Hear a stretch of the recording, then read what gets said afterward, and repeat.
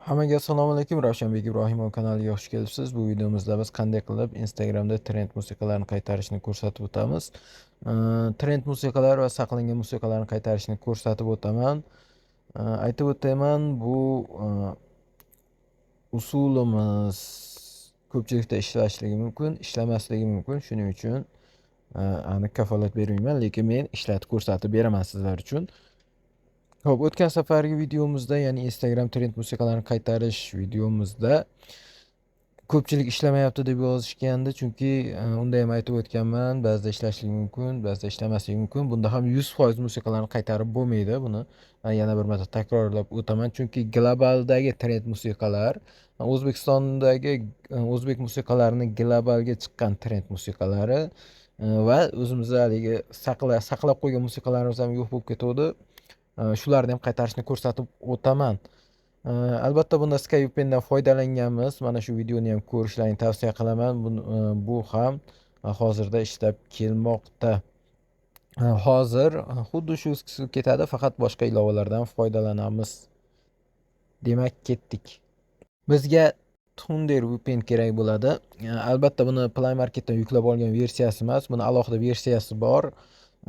Telegram kanaliga tashlab qo'yaman, o'tib obuna bo'lib qo'yasizlar va VPN ni yuklab olishingiz mumkin bo'ladi. Havola описаниеda va kommentariyada bo'ladi.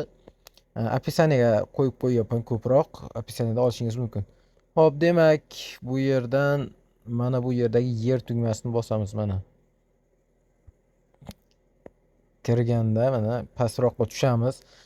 Bizda mana antenani 0 ko'rsatyapti, ya'ni mana bu yerda to'la turibdi, lekin Amerika Qo'shma Shtatlarida yoki Nyu-Yorkda mana hammasida X turibdi, kres. Biz Amerika Qo'shma Shtatlarini istalgan bitta nimasini tanlab olamiz. Mana ishladi bizda, lekin sizda ishlamasligi mumkin. Shunda yana shunga qaytib kelasizda, boshqa shtatni tanlaysiz, ya'ni Nyu-Yorkmi yoki mana Palo Altomi tanlaysiz. Bo'ldi. Endi Instagram ilovasi kerak bo'ladi. Instagram mana bosib turamiz va mana bu yerda undo chiqadi mana. Mana shu holat, mana shu joyga kiramiz yoki sozlamalardan ilovalar bo'limiga kirib Instagram tanlab mana shu joyga kirib olamiz. Xullas, kirganimizda bu yerda mana majburiy to'xtatish degan narsa bor. Keyin xotiraga kiramiz va mana bu yerda keshni tozalash turadi. Keshni tozalash yaxshilab e'tibor beramiz. Ya'ni shuni bosishimiz kerak. Mana bu ma'lumotlarni tozalashni bosib yubormanglar, chunki Instagramdagi barcha akkauntlaring, ma'lumotlaring tozalanib ketadi. Bizga asosan keshni tozalash kerak. Bo'ldi.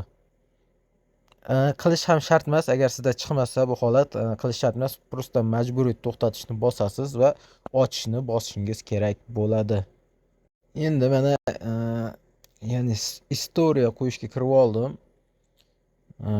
Shu holatga kirasiz, xullas musiqaga kiramiz mana. Musiqaga kirganimizda internet hozir ozgina pastroq ishlayapti. Ozgina videoni o'tkazib yuboraman. Mana bizga o'sha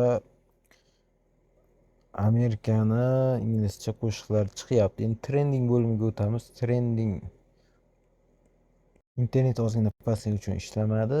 Sovet bo'limida mana o'zimizni saqlab qo'ygan musiqalarimiz chiqyapti mana.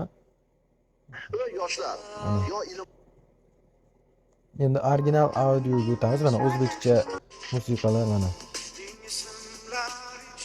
Hop, trend musiqalar qaytyapti mana. Ko'rishingiz mumkin. Endi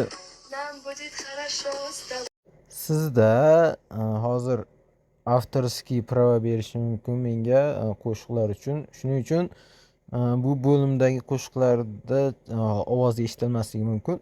Mana hammasi chiqyapti, mana ko'rishimiz mumkin. O'zbekchalar, xullas hammasi chiqyapti.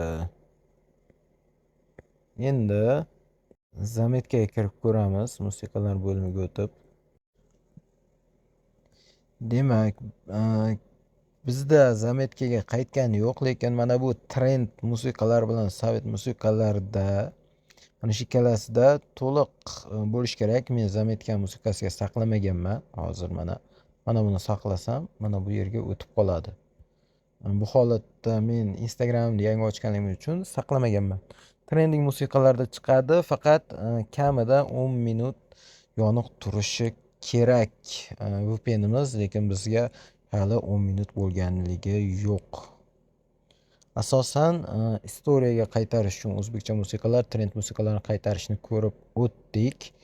Thunder VPN'da aynan shu versiyasidan foydalanishingiz tavsiya qilinadi. Foydalanib ko'ringlar, ishlatib ko'ringlar. Javoblaringni kommentariyaga qoldiringlar. Bo'lmasam Telegramda savollar uchun admin botimizga murojaat qilinglar yoki Telegram profillarimizni video opisaniyasida qoldirganmiz. Sog' bo'ling, salomat bo'ling. Bu videomiz mana shundan iborat edi.